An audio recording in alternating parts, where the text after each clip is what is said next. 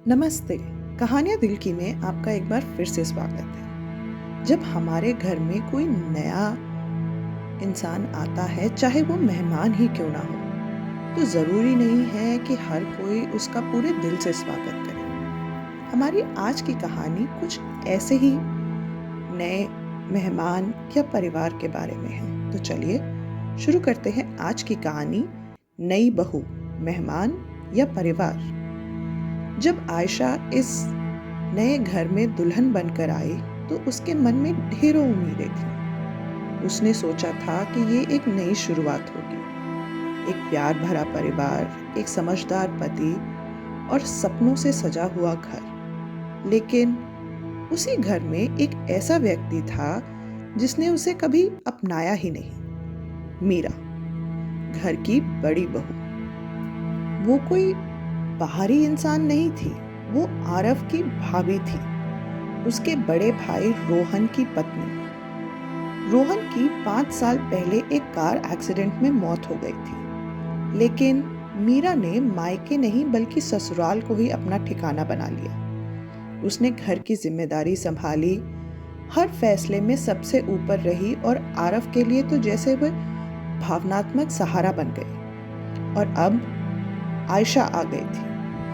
मीरा ने पहले दिन ही ठंडा व्यवहार किया, न मुस्कुरान में गर्माहट, न स्वागत में अपनापन।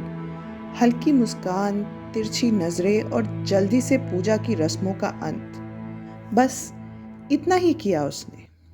कुछ दिन तो सब चुपचाप चलता रहा, फिर धीरे धीरे हमले शुरू हो गए। सब्जी के मसाले बहुत तेज हैं, मीरा ने एक शाम को जोर से कहा, ताकि सब सुन सके। रोहन को तो ऐसा खाना पसंद नहीं था और आरव को भी नहीं है। आरव ने कुछ नहीं कहा। आयशा ने मुस्कुराने की कोशिश की। मीरा हर जगह छा गई थी। उसने आयशा की अलमारी में कपड़े अपने तरीके से लगा दिए, रसोई में अपने हाथ का ही खाना उसको पसंद आता था, यहाँ तक कि आरव के कपड़े भी वो ही चुनती थी। याद है आरव, ये शर्ट मैंने ही दिलाई थी जब तुमने पहला इंटरव्यू दिया था। बहुत लकी है ये तुम्हारे लिए। आयशा पीछे खड़ी थी। उसने जो नई शर्ट प्रेस की थी वो अब बेकार हो चुकी थी। हर सुबह जैसे इम्तिहान बन चुका था। मीरा कोई ना कोई गलती निकाल ही लेती। चावल अच्छे से धोए नहीं, दाल में तड़का ठीक से नहीं लगा है, फिर से देर से उठी है।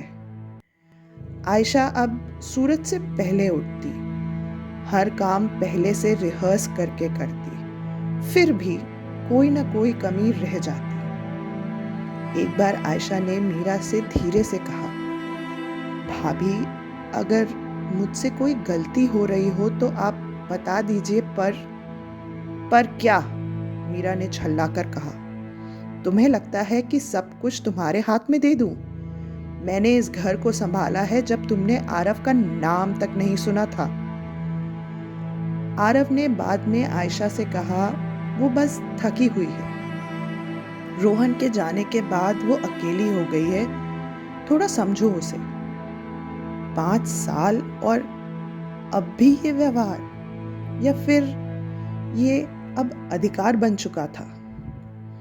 आयशा की दुनिया धीरे धीरे सिकुड़ती जा रही थी। मीरा हर चीज पे हावी थी, खरीदारी, खाना, मेहमान, सब कुछ। जब आयशा के माँ बाप पहली बार मिलने आए तो मीरा ने खुद ही सारी तैयारी कर ली। उसे पता नहीं है कि चीजें कहाँ हैं या अच्छे बर्तन कहाँ रखे हैं। मीरा ने मुस्कुराते हुए कहा, मैं ही सब कर देती हूँ। आयशा, तुम थक गई होगी ना? उस रात आयशा ने चुपचाप रोते हुए खुद को आईने में देखा। एक शाम उसने आरव के लिए खीर बनाई, उसकी पसंदीदा। मीरा ने चखा और कहा, बहुत मीठी है। रोहन को तो ऐसा बिल्कुल पसंद नहीं था और आरव को भी नहीं पसंद आएगी। और खीर का आधा हिस्सा उसने सिंक में डाल दिया। आरव ने चखी और कहा, ठीक बनी है, बस इतना ही। उस रात आयशा छत पर बैठी चुपचाप।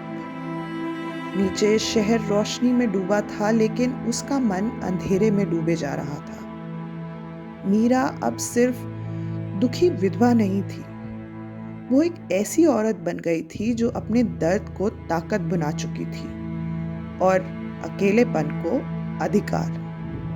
और आयशा, वो तो बस जीने की, सांस लेने की कोशिश कर रही थी। क्या करे ये समझ नहीं आ रहा था, लेकिन इतना समझ में आ चुका था कि हर दिन मुस्कुरा कर जीना अब उसे अंदर ही अंदर खत्म कर रहा है। क्योंकि कुछ जेलों की दीवारें सीमेंट की नहीं होती, वे परंपराओं से बनी होती हैं, चुप्पी से, उन लोगों से जो कभी घर छोड़ते ही नहीं, चाहे उन्हें जाना चाहिए या नहीं। आशा है आपको हमारी आज की कहानी पसंद आई होगी। कमेंट्स में ज़रूर बताइएगा ये आपको कैसी लगी। धन्यवाद।